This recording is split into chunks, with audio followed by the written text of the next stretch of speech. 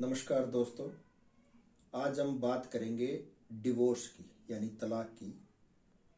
हालांकि तलाक समाज में अच्छा नहीं माना जाता, परंतु ऐसे भी बहुत से घर हैं जिनमें हर रोज के झगड़े हैं। तो ऐसी स्थिति में तलाक लेना कोई गलत बात भी नहीं है।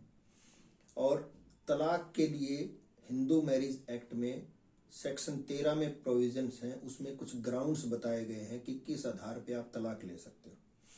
मुख्यतः 3 ग्राउंड्स हैं। एक तो है क्रुएल्टी, अत्याचार बोलते हैं जिसको। एक है डेजर्शन, कि पति या पत्नी एक दूसरे को छोड़ दे। तीसरा है अडल्ट्री, कि पति या पत्नी किसी दूसरे के साथ, पराये मर्द के साथ अगर रहते हैं तो ये भी तलाक का ग्राउंड है। इसके अलावा और भी बहुत से तलाक के ग्राउंड्स हैं। जैसे अगर कोई पति या पत्नी हिंदू धर्म को छोड़ के किसी और धर्म को अपना लेता है तो भी ये तलाक का ग्राउंड है। और एक ग्राउंड ये भी है कि तलाक का केस डालने से पहले अगर 2 साल से वो अलग अलग रह रहे हैं तो दोनों एक दूसरे से तलाक ले सकते हैं। और परंतु जो मुख्य जो ग्राउंड्स है वो क्रुएल्टी है। क्रुएल्टी 2 तरीके की क्रुएल्टी है, यानी कि अत्याचार। वो फिजिकल क्रुएल्टी है, शारीरिक अत्याचार, और एक है मेंटल क्रुएल्टी।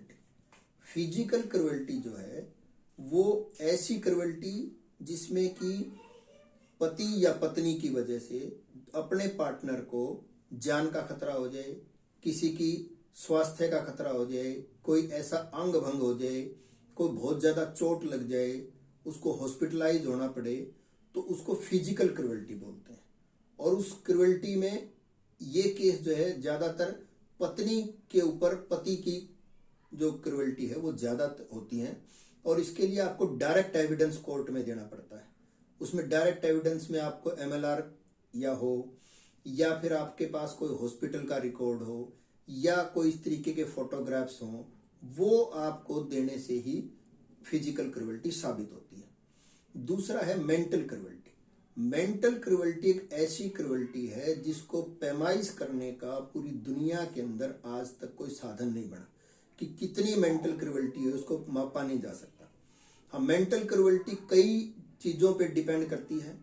एक तो पति पत्नी का एजुकेशनल स्टैंडर्ड क्या है, पति पत्नी की शारीरिक और मानसिक हालात क्या है, पति पत्नी का सामाजिक आर्थिक स्थिति क्या है, और पति और पत्नी का आपस का व्यवहार कितने वो सेंसिटिव हैं।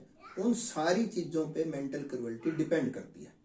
और मेंटल क्रुएल्टी को साबित करने के लिए मुख्यतः जो आधार है वो आधार है आपका ओरल एविडेंस। ओरल एविडेंस से आपको साबित करना पड़ता है। और मेंटल क्रुएल्टी एक ऐसी चीज है जिसको कि साबित करना सबसे मुश्किल काम है। सुप्रीम कोर्ट ने, हाई कोर्ट ने बहुत सारे जजमेंट्स दिए हैं जिसमें कि अलग अलग चीजों को बताया गया है कि ये मेंटल क्रुएल्टी की परिभाषा में आएगा और ये नहीं आएगा। और मेंटल क्रुएल्टी के कुछ इंस्टांस हैं जो ऑनरेबल सुप्रीम कोर्ट ने या अलग अलग हाई कोर्ट्स ने अलग अलग केसेस में जिनको कि हेल्ड किया है, उसके बेस पे हम आपको कुछ मेंटल क्रुएल्टी के इंस्टांस बताएंगे। जैसे physical threat, repeated threat to commit suicide, कि कोई पति या पत्नी बार बार धमकी देता है कि मैं आत्महत्या कर लूंगा या कर लूंगी, और या आत्महत्या का प्रयास करता है अपने पार्टनर को डराने के लिए, तो ये तलाक का आधार हो सकता है। इसी तरीके से पति या पत्नी को कोई थप्पड़ मारना, गाली गलौज करना, हमला करना, मार पिटाई करना, ये हालांकि मार पिटाई उस नेचर की नहीं है कि किसी के शारीरिक नुकसान हो, परंतु थोड़ी बहुत क्रुएल्टी, मार पिटाई भी तलाक का आधार हो सकता है। इसी के तरह जो है कोई भी पार्टनर जो है वो उसके कुलीग्स के सामने अगर मिसबिहेव करता है उसके साथ या उसके पेरेंट्स के साथ, रिलेटिव के साथ, तो भी ये क्रुएल्टी की डेफिनेशन में आता है।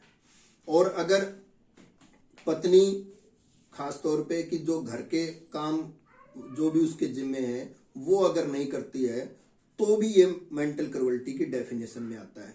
अपने बच्चों की देखभाल करना ये भी एक जरूरी काम है, और अगर पार्टनर नहीं करता है और खासतौर पे महिला नहीं करती है तो ये मेंटल क्रुएल्टी का पार्ट है।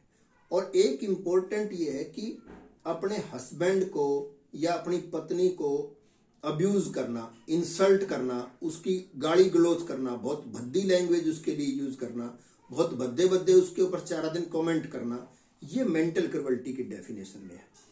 और इसी तरीके से किसी पति के खिलाफ या पत्नी के खिलाफ अगर उसका जीवन साथी फॉल्स क्रिमिनल कंप्लेंट करता है, मान लिया कोई व्यक्ति जॉब कर रहा है, उसकी जो जॉब वाली जगह पे है वो झूठी शिकायतें करता है, तो वो तलाक का आधार हो सकता है।